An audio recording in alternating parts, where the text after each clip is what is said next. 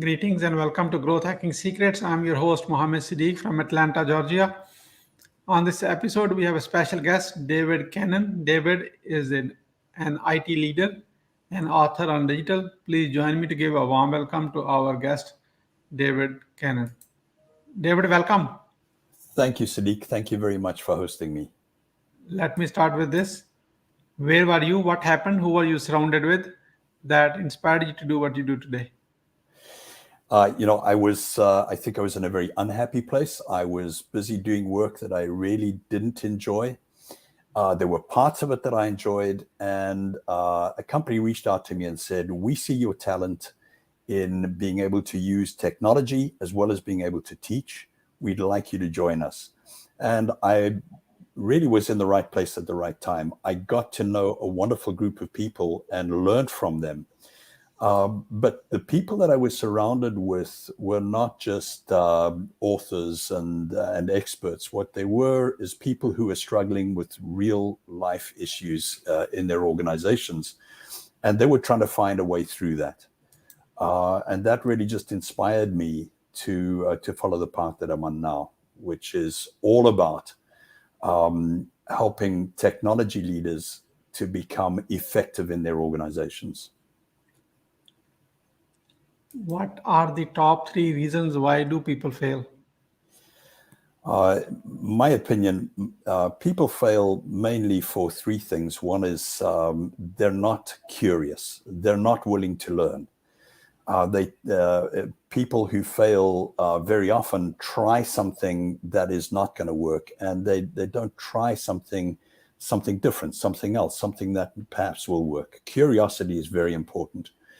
I think the second reason people fail is because they tend to focus on things that are important to them, and they don't see the bigger picture. They don't necessarily see other factors that may help them come to a solution or that may help them to succeed. And then I think the third reason is really a combination of those things, is that there are some people who fail just because they don't know enough, but they're arrogant enough to think that they don't need to know more, and so they don't learn, and they don't, and therefore don't succeed.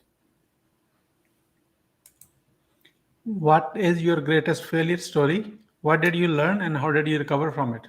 I think, as many of us, I've had many failures. I think one of the biggest ones was when we tried to get. I was president of a nonprofit organization. It had 50 national chapters.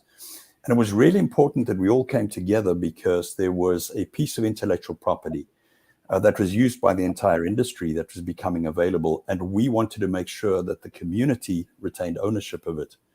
Well, we got all 50 chapters together, but 3 of those chapters decided that they did not want any part of it.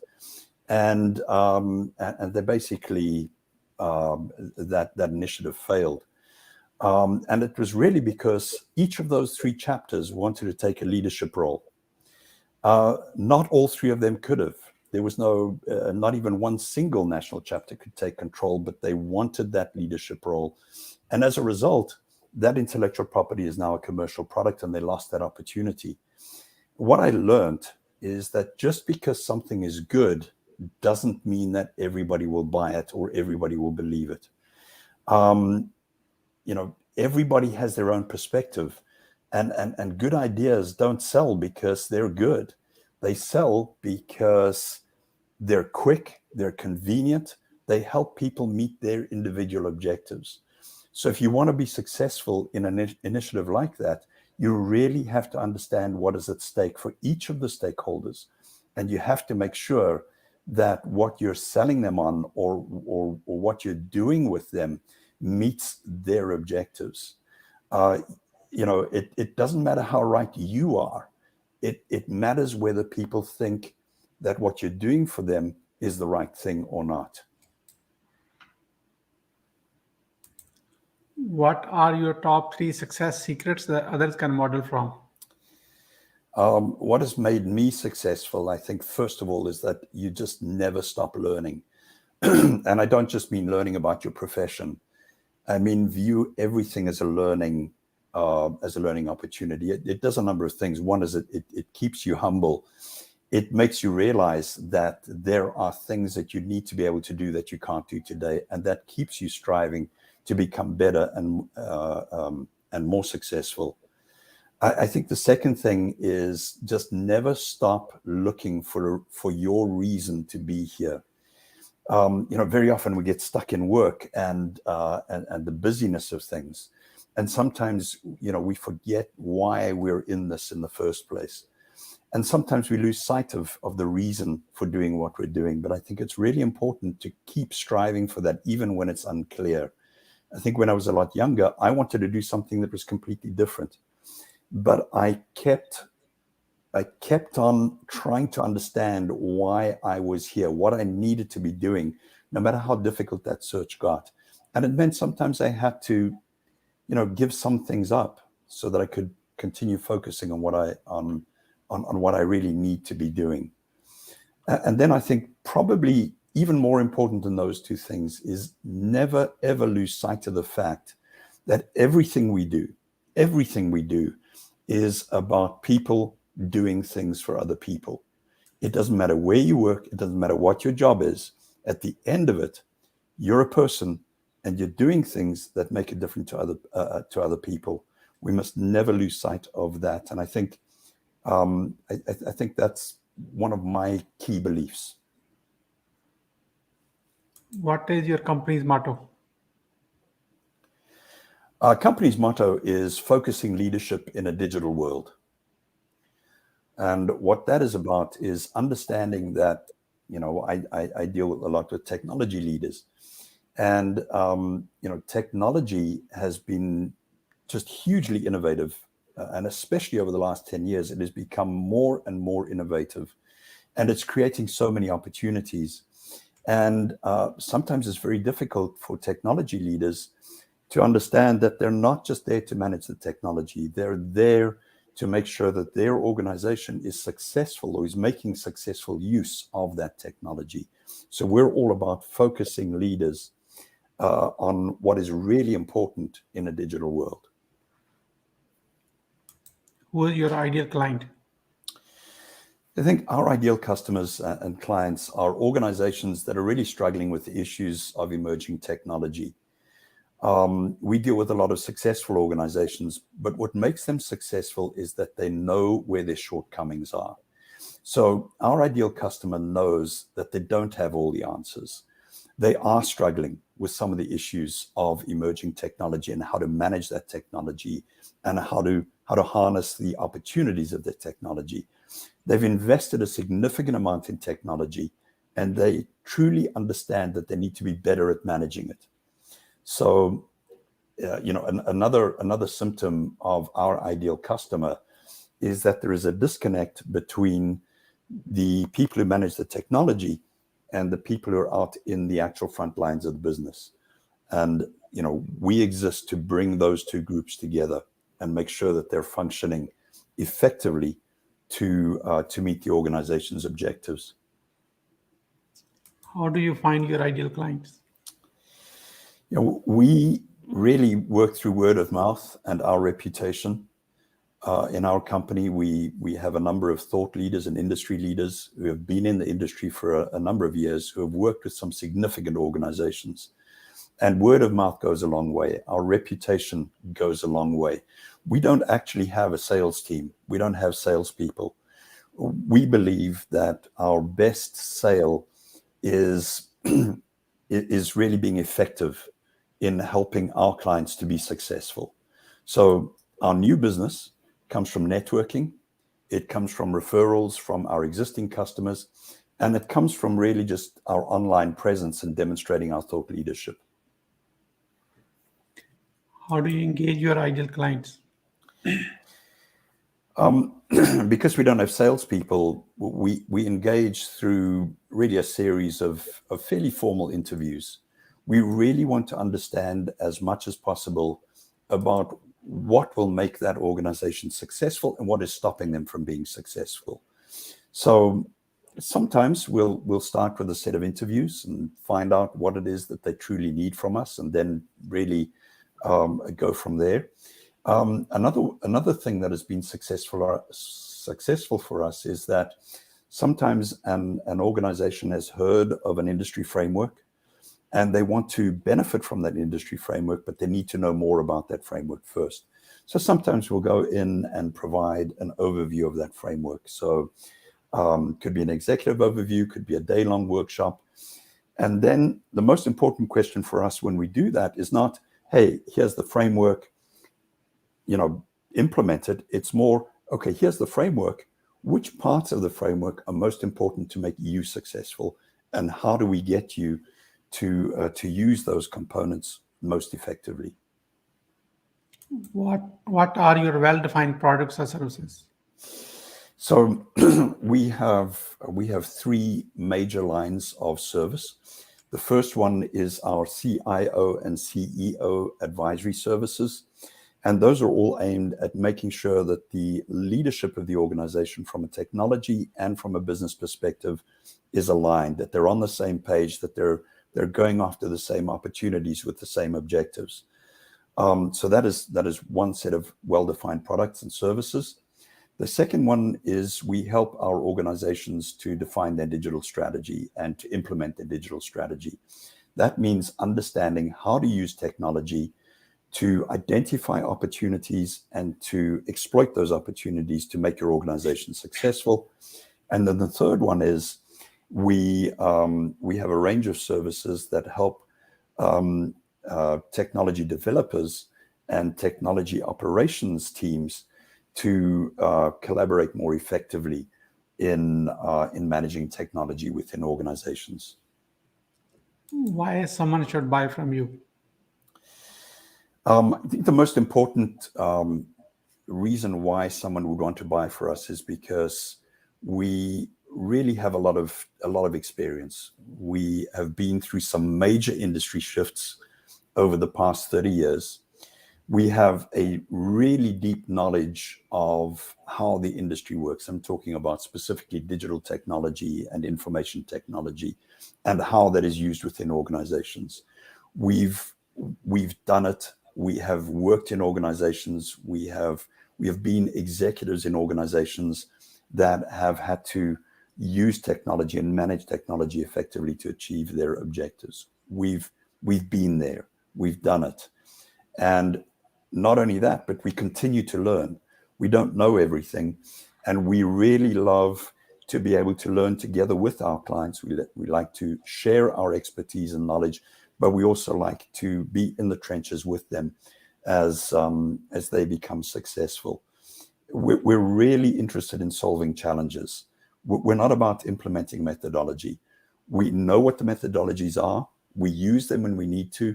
But what's really important is what matters to our clients and what matters to make them successful.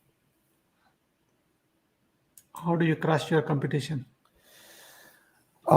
We don't go out to crush our competition. I think we want to make our clients successful. And as long as we focus on that, I think we will be competitive and we will outshine our competitors. But I think there is some advantage to working with us. One is we wrote the book. A lot of people in the technology industry use books like ITIL. I personally have written 4 of the ITIL books that are used in the industry today. I'm not restricted to ITIL. I am DevOps certified. I work with a number of methodologies. So, but we're authorities. We know how this works and we've been around for a while. And I think the second reason why we're really competitive is because we don't pull punches. We don't beg for business. We don't customize our products so that they look good, so that you'll buy them. What we do is we tell the truth. We go into an organization, we see and we work with them to understand what they need in order to be successful, and we tell them the truth about that. And if that truth is not pretty, and if it's not suitable, and it's not feasible for that client, then we're no longer relevant and we walk away.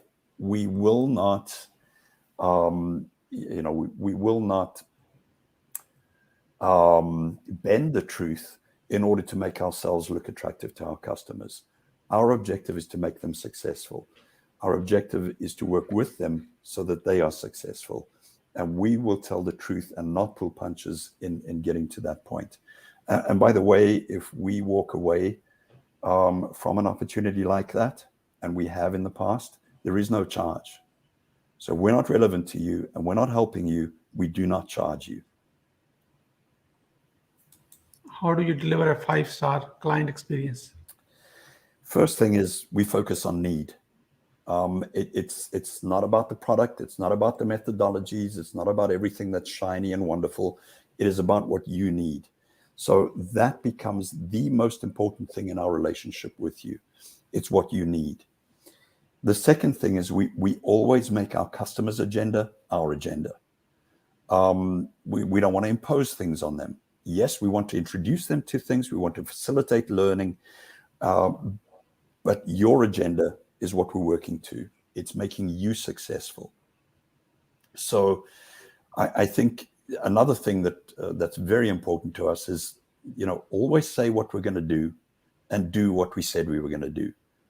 And if we get to a situation where you can't do it, and there are times where things, fall apart and mistakes are made on any side, when that happens, be open about it, be transparent, explain, and find a way to achieve what you set out to achieve.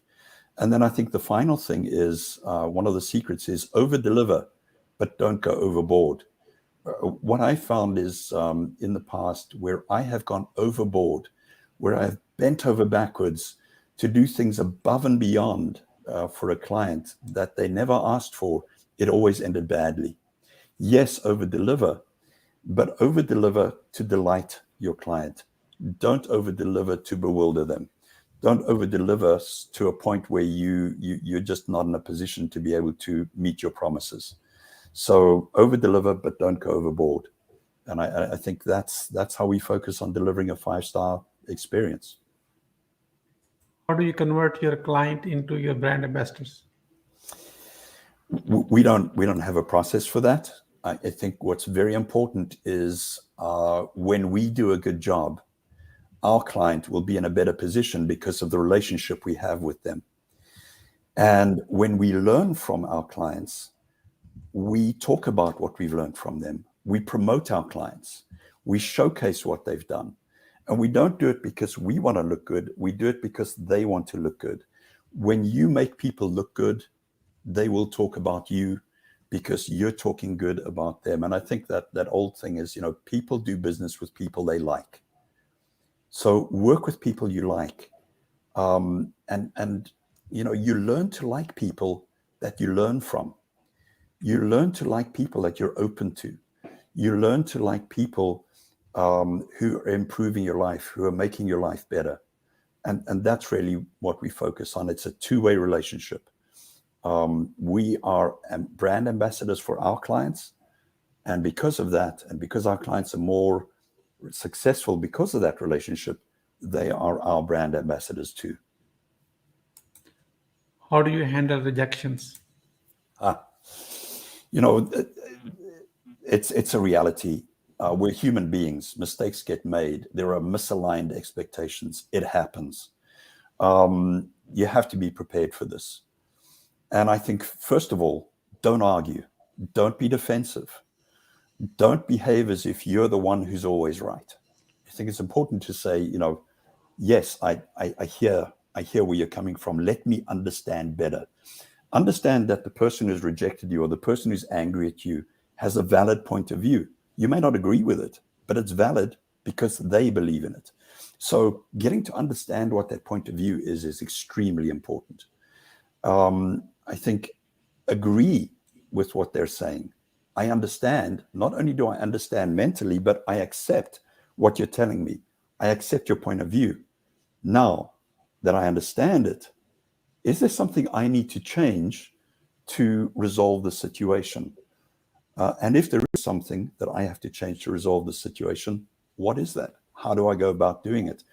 And a very important thing needs to happen at this point. You need to take emotion out of the situation. And if emotion is a problem at that point, maybe you need a bit of space. Give a bit of space, make a commitment to get back together, to resolve the situation, and talk about it as an issue. respecting the other person's point of view, listening to them, and committing to take whatever action is needed to make it right. And always acknowledge that if the correct action is to part company, then be willing to do that, because it may be the right thing to do. How do you handle an angry client? So very similar. I think handling an angry client and handling rejection is very similar. I think, try to move away from being subjective, acknowledge that they have a valid point of view, try to move the emotional side out of it. Always listen. Don't try to be right. Don't be defensive. Listen, learn. If you cannot come to agreement, then we've been in this situation where we just cannot resolve the situation because our expectations were way too different. And what we do then is we refund our client and shake hands and move on, hopefully in good faith, and hopefully no permanent damage done. But that's how we handle an angry client. We don't have too many of them, but it's a reality of life sometimes. We are about to move into lightning round. That means quick question, quick answer. Are you ready? I'm ready. What are you grateful for today? Oh, all kinds of things. Quickly, family, my colleagues, those who I learn from, and those who are willing to learn from me. I think that's who I'm most grateful for. How do you start your day? How I start my day is really just contemplation. I think about yesterday. I think about what's lying ahead today. Once I've got my mindset right, I check my emails, and then I prioritize my actions and embark on the day.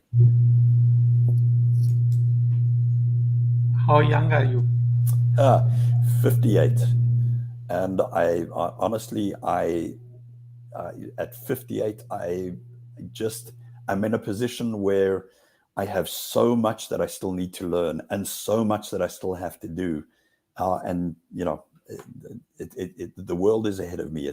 I'm in a very good place at 58. David, you are not 58. You are 18 years old with 40 years experience. I think you're right. I think you're exactly right, Siddique. What you want to do when you grow up? What I want to do, I want to coach. I want to teach. What I really want to do is I want to champion those technology leaders so that they can become successful business leaders, so that they can, really just make a difference in their organization and in their world. That's really what I want to do.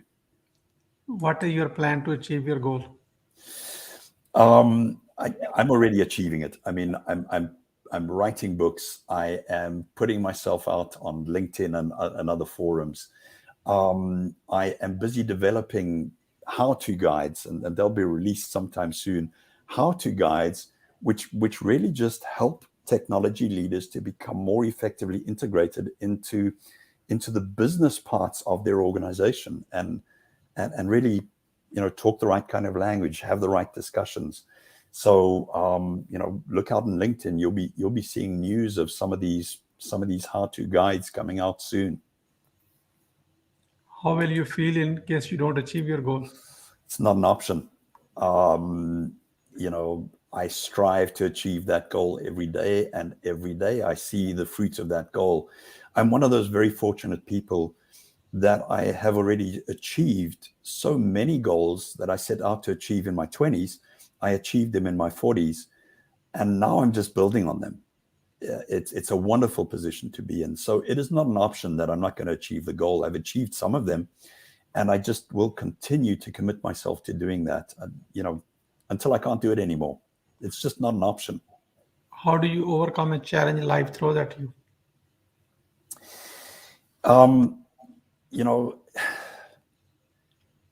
Any challenge that life throws at you, you have to break it down. Number one, you have to try and separate it out from the emotional part of it. It's very difficult to do because a lot of what life throws at you really just it cripples you for a period. You've got to try and put that disability aside and focus on the problem. Break it down into its components and deal with each component as you can. And then sometimes, life throws at you something that you cannot change. And then it's a matter of, well, how do you change? How do you accommodate yourself? How do you change yourself so that that is no longer a disability, but something that you can use to meet a new set of objectives, or maybe meet your objectives in a different way. What is the advice you will give to your younger yourself? Love yourself. Love yourself more. Accept yourself. Encourage yourself. Don't be so hard on yourself. Once you have a revenue-generating idea, how do you convince your significant other? We actually sit down and talk about it. I tend to get very excited about things, and I see all of the possibilities that are out there. I'm an idealist. I just have these wonderful ideas and how they're going to change the world. I sit down with my wife, and she tells me, yeah, but what if? And how are you going to do that? And what if you can't do that? We hold nothing back from each other. We talk about the wonderful things and we talk about the not so wonderful things. She convinces me of the reality of the situation, and I convince her of the wonderfulness of the situation. And at the end of it, we come to a balance of whether this thing is actually going to be overall a good thing or not a good thing. And we convince each other. It's not about me convincing her. We convince each other. How can we support you? I think I think just by reaching out to me on LinkedIn, connect with me. I'm not one of those people who likes to be followed. I actually like to connect with people who I'm on LinkedIn with. I want to interact with people on LinkedIn. So please reach out to me on LinkedIn. Follow me if you want to, of course. But I think also introduce me to people who you think would benefit from what I have to offer. And also, please introduce me to people who you think would be helpful for me to learn from. Wonderful. We are about to wrap up. I'd like to have a few words about your today's guest experience on the show. Here is my question. What would you say about your today's guest experience on the show? So, Siddique, thank you for the experience on the show. You've actually, it's very difficult sometimes to put the huge complexity of your life into a few minutes. And you've really made me do that. And what it does is it distills so much of what is most important to me into those few minutes. Forces me to really think through what is important to me. And that is always an important thing to do. I don't think we do it often enough sometimes. So I really do appreciate you doing that for me. What would you say as the final word? I think never stop learning. And related to that, never stop caring. Learning and caring is the same thing, because when you're learning from people, you start caring about them. And so never stop learning, never stop caring, because it's what makes us grow as human beings. It's built into us as human beings. And it's what makes us grow as human beings, and it's what makes us effective and successful as human beings. And I truly hope that I never stop learning and never stop caring about those that I learn from. Thank you so much, David, for sharing your wisdom with us today on the behalf of Growth Hacking Secrets community and our entire team. We really appreciate you. This is Muhammad Siddique signing off from Atlanta, Georgia. Until the next episode, all good wishes. Thank you very much.